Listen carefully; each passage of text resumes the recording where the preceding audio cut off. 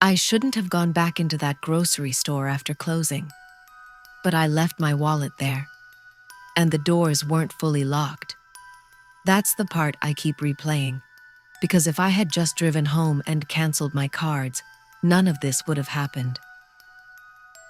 This was about a year ago, late October. I was living in a small town just outside a bigger city in the US, the kind of place where everything shuts down early, except one 24-hour grocery store off a quiet highway.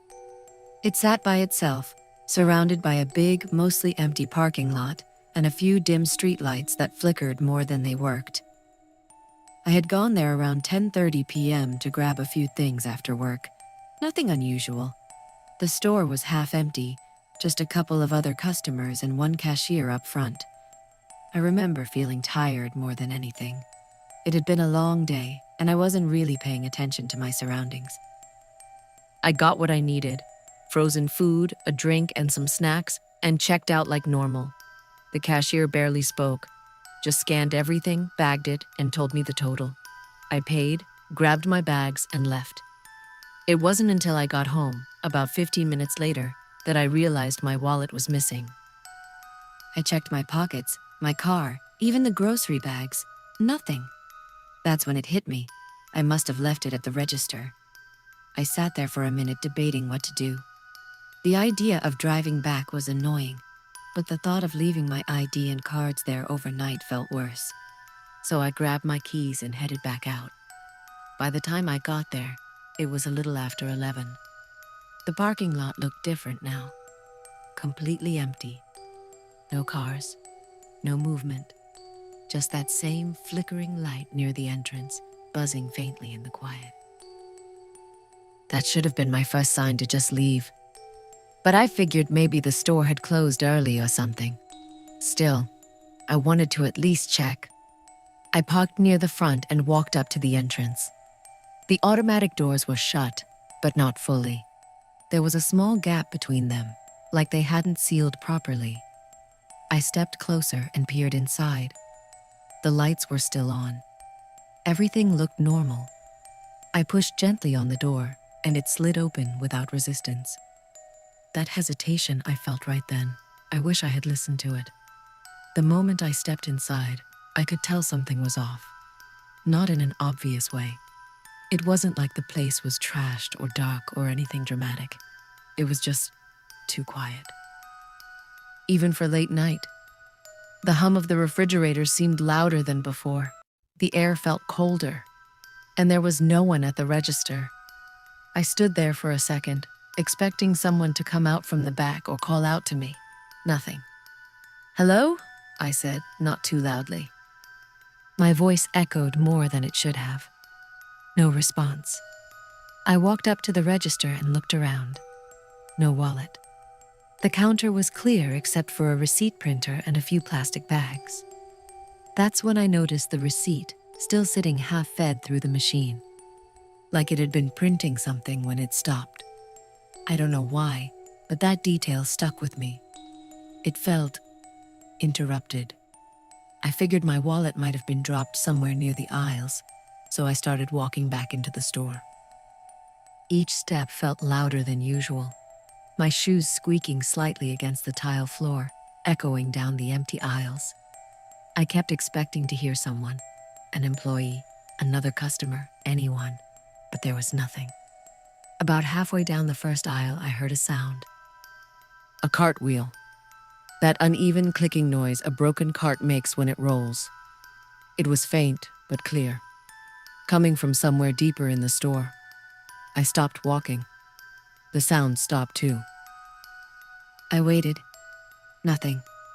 I told myself it was probably just something settling, or maybe I imagined it. Still, I found myself moving slower after that. I checked a few aisles, scanning the floor for my wallet. Nothing. As I turned into the frozen food section, I noticed one of the freezer doors slightly open, just a crack.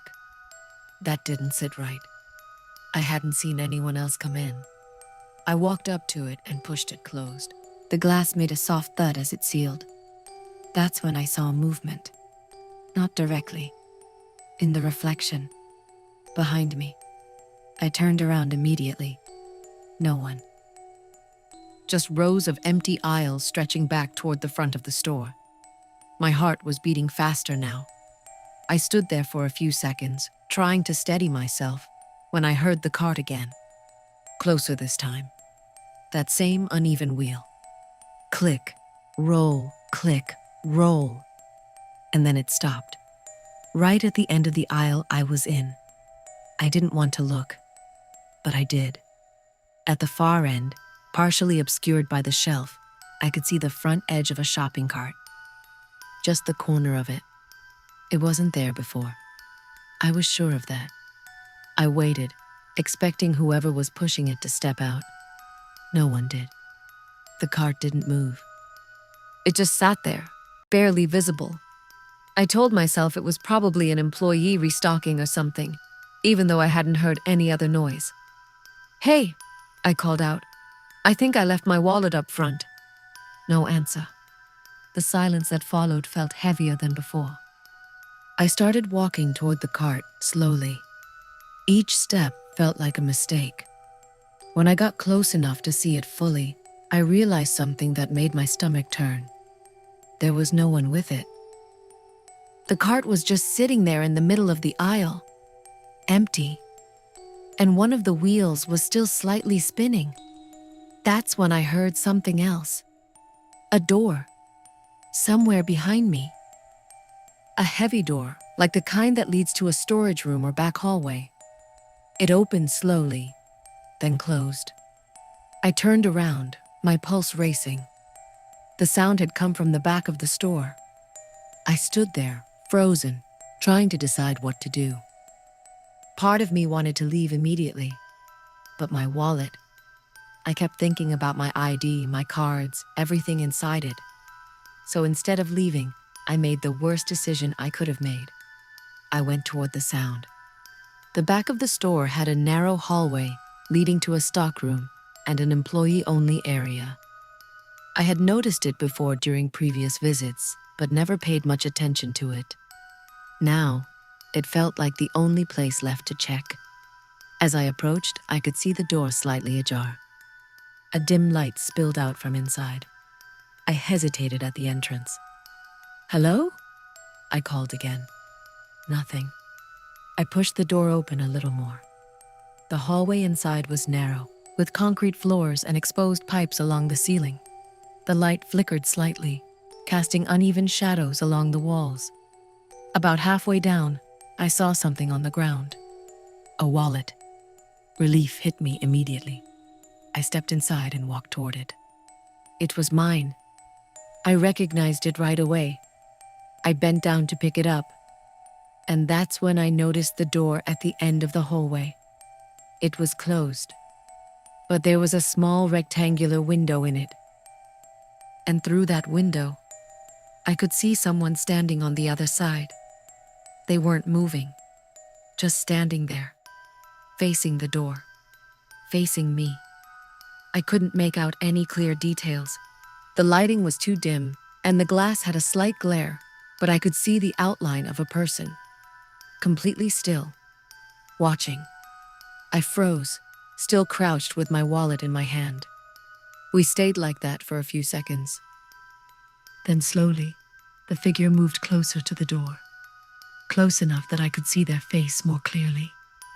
And that's when something felt deeply wrong, because I recognized it. It was the cashier. The same one from earlier, but something about him was off. His expression was blank, not tired like before, not bored, just empty. And he wasn't blinking. I stood up slowly, my grip tightening on the wallet. "Hey," I said, my voice unsteady. "Are you working back here?" No response. He just stood there, staring. Then, without breaking eye contact, he raised his hand and placed it against the glass. That's when I noticed something else. His hand was shaking, not slightly, violently, like he was trying to signal something or resist something. And then I heard it, a whisper, right behind me. "Don't open that door." I spun around so fast I almost lost my balance. No one was there. The hallway behind me was empty, but I knew I heard it. Clear as anything, right next to my ear. I turned back toward the door. The cashier was still there, but now, his expression had changed. His mouth was slightly open, and his eyes, they weren't looking at me anymore. They were looking past me, over my shoulder. I didn't think. I just ran. I bolted out of the hallway, through the store, and straight out the front doors. I didn't stop until I was inside my car with the doors locked. My hands were shaking so badly, I could barely start the engine. As I pulled out of the parking lot, I glanced back at the store. For a split second, I thought I saw someone standing in the entrance, watching me leave. I didn't sleep that night, or the next. A couple days later, I checked my wallet more carefully. Everything was there, except one thing. A receipt I didn't recognize. It wasn't from my purchase. The paper looked older, slightly crumpled. There was no item listed, no price, just a timestamp, 11:12 p.m. That was after I had already left the store the first time. At the bottom, there was a message printed in small, faint letters. Thank you for staying. I went back to the store a week later during the day.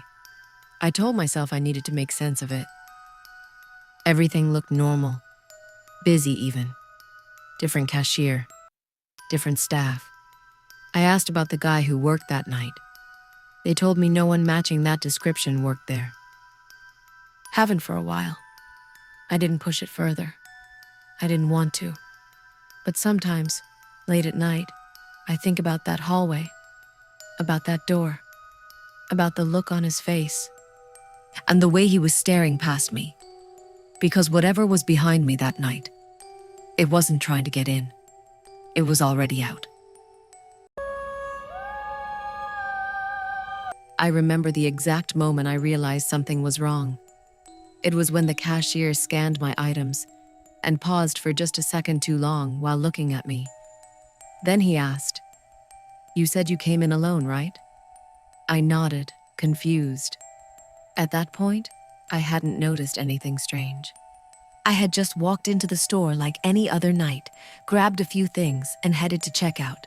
But the way he said it, quiet, careful, made my stomach drop. That wasn't the first strange thing that happened that night. It was just the moment everything started to make sense. It was late, around 11:40 p.m. I remember checking my phone in the parking lot before going in, debating whether it was even worth it. The place was one of those 24-hour grocery stores just off a quiet road, the kind that always feels a little off at night. Not dangerous exactly, just empty in a way that makes every sound feel louder than it should be. The parking lot had maybe 3 cars in it. One near the entrance, one way off to the side, and one parked with its engine running but headlights off. I noticed that last one because it felt weird, like someone was sitting inside just watching the store. I didn't think much of it at the time. I went in, grabbed a basket, and was immediately hit with that cold, artificial air and the faint smell of cleaning chemicals. The store was mostly empty. Fluorescent lights buzzing overhead, aisles perfectly organized, no music playing, just the hum of refrigerators and the distant beep of a scanner from the front. There were only 2 people I could see at first, the cashier at the front and someone way down one of the aisles, partially hidden behind shelves. I couldn't tell what they were doing. I came in for just a few things: milk, bread, and something quick to eat. I moved through the aisles without rushing, but I couldn't shake the feeling that something was off. Not wrong, just slightly out of place. Like walking into a room where a conversation had just stopped. The first thing that really stood out was the mirrors. Some grocery stores have those dome-shaped mirrors up near the ceiling so employees can see down the aisles. I've seen them 100 times, never thought twice about them. But that night, I kept noticing them. At first, it was just quick glances. I'd turn into an aisle and see my reflection up in the mirror, slightly warped. But then I started noticing something else. In one of the mirrors, I thought I saw someone standing at the end of the aisle behind me. I turned around immediately. No one was there. I just stood there for a second, staring down the aisle. Completely empty. No movement, no sound. I told myself it was just the angle, or maybe someone had walked past at the right moment. It happens. Still, I found myself checking the mirrors more often after that. I grabbed the milk first. The refrigerator section was at the back of the store, and it was noticeably colder than the rest. When I opened the glass door, the sound echoed more than it should have. That's when I heard something. Footsteps. Not loud, just soft, steady, like someone walking normally. But the thing that made me freeze was the direction. They were behind me. I closed the fridge door and turned around quickly. No one. The aisle was empty again. I remember actually laughing a little under my breath, like I was trying to calm myself down. I told myself I was just being paranoid. It was late. The store was quiet. My brain was filling in gaps. Still, I started moving faster after that. When I got to the bread aisle, I finally saw the other person more clearly. They were at the far end, standing completely still facing the shelf. Their back was to me. They weren't reaching for anything, not moving, just standing there. Something about that felt wrong immediately. I slowed down without meaning to, watching them. They didn't turn around, didn't shift their weight, nothing. Just stood there like they were frozen. I remember thinking maybe they were on their phone or something, but I couldn't see any light from a screen. And the longer I looked, the more it felt like they were aware of me, without actually looking. That's the best way I can describe it. Like they knew I was there. I grabbed a loaf of bread quickly and turned to leave the aisle. As I did, I glanced up at the mirror. And this time, I'm sure of what I saw. The person at the end of the aisle wasn't facing the shelf anymore. They were turned slightly, looking directly at me. But I hadn't heard them move. I left that aisle immediately. At that point, I was trying to act normal, but my heart was beating faster. I told myself I was overreacting, but my body wasn't listening. I headed toward the checkout, thinking I'd just pay and leave. That's when I noticed something else. The car in the parking lot, the one with the engine running. I could see it through the front windows. And now, it was closer. Not parked in the same spot anymore. It was a few spaces closer to the entrance. I didn't remember hearing it move. I reached the checkout and put my items down. The cashier looked tired, like he'd been working a long shift. He scanned everything without saying much at first. I kept glancing toward the aisles behind me. I didn't see that person anymore, which somehow made it worse. Then the cashier stopped. That pause I mentioned earlier. He looked up at me, then past me, then back again. And that's when he asked, "You said you came in alone, right?" I felt that drop in my stomach. I said, "Yeah. Why?" He didn't answer right away.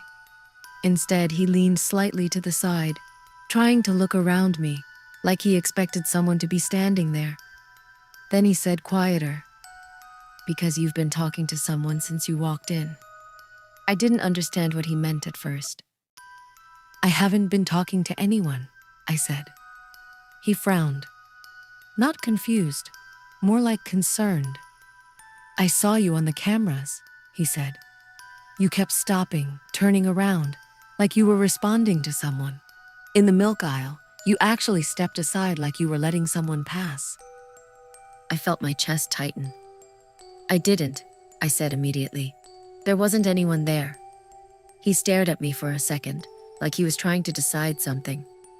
Then he asked, "Did you see anyone in the store?" I hesitated. "Just one person," I said. "In the bread aisle." He shook his head. "There's no one else here," he said. That's when I really started to panic. I turned around slowly, looking toward the aisles again. They were all empty, completely still. "No," I said. "I saw someone. They were standing at the end." "I've been watching the cameras," he cut in. "You were alone in every aisle." That didn't make sense. It couldn't.